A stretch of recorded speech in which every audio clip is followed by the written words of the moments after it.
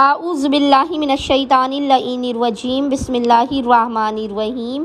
السلام علیکم یا علی مدد۔ مومنین و مومنات کی خدمت میں آج ایک بے انتہا مجرب اور جلالی ترین وظیفہ عمل والدہ ابوالفضل عباس علمدار بی بی ام البنین کی بارگاہ سے لے کر آئیں۔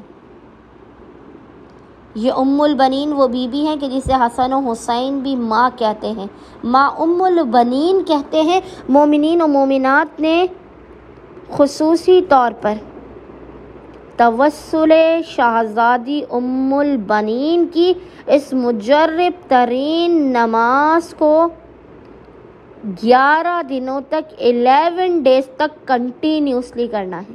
یہ اس قدر مجرب ترین شہزادی کی نماز ہے کہ 11 دن کا یہ عمل ہے، لیکن لوگوں کو حاجات 5 سے 6 دنوں کے اندر عطا ہو جاتی ہیں۔ پھر آپ کی مرضی، آپ حاجت ملنے کے بعد اس نماز کو 11 ڈیز تک کنٹینیو رکھیں، لیکن زیادہ بہتر ہے کہ آپ اس نماز کو 11 دنوں تک کنٹینیوس پڑھ لیں۔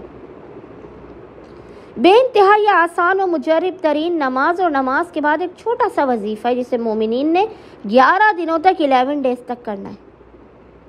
11 دن سے پہلے قبولیت حاجت کی ضمانت ہے اس نماز اور اس وظیفے کے اندر۔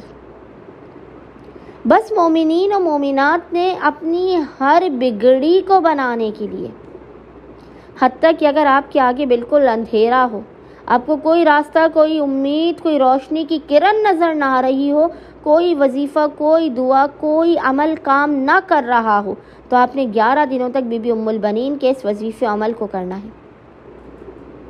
مومنین نے کرنا یہ کہ آپ نے 11 ڈیز تک 11 دنوں تک کنٹینیوسلی کسی بھی ایک وقت مقررہ پر، آپ نے پورے دن میں کوئی ایک وقت مقرر کر لینا ہے کہ آپ نے پہلے دن اگر اس وقت پہ نماز پڑھی ہے تو آپ نے پھر 11 دنوں تک اسی وقت یہ 2 رکعت نماز پڑھنی ہے۔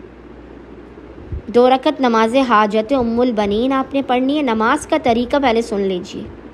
نماز کا طریقہ یہ ہے کہ اس نماز کی دونوں پہلی اور دوسری رکعت میں، پہلی رکعت میں آپ نے الحمد کے بعد 1 مرتبہ سورہ قدر پڑھنا ہے۔ یاد رکھیے گا، پہلی رکعت میں الحمد کے بعد 1 مرتبہ سورہ قدر، اور دوسری رکعت میں الحمد کے بعد آپ نے 1 مرتبہ سورہ کوثر کی تلاوت کرنی ہے۔ پہلی رکعت میں الحمد کے بعد سورہ قدر، اور دوسری رکعت میں الحمد کے بعد آپ نے سورہ کوثر کی تلاوت کرنی ہے۔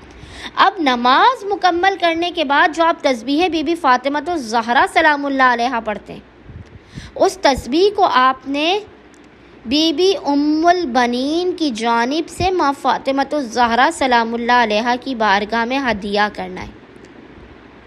تسبیح بی بی فاطمہ الزہرا کو آپ نے بی بی ام البنین کی جانب سے ماں فاطمہ الزہرا سلام اللہ علیہا کی بارگاہ میں ہدیہ کرنا ہے، اور اس تسبیح بی بی فاطمہ زہرا کو ہدیہ کرنے کے بعد اپنے پیشانی کو سجدہ پر رکھ کر بی بی ام البنین کو حق فاطمہ الزہرا سلام اللہ علیہا کا واسطہ دے کر اپنی حاجات کو طلب کرنا ہے، مشکلات کے دور ہونے کی، مصائب و آلام کے دور ہونے کی، رزق میں برکت کی، بیٹیوں کی شادی کی، بہترین نصیب و مقدر کی دعا کرنی ہے انشاءاللہ تعالی بی بی ام البنین حق فاطمہ زہرا کے صدقے میں۔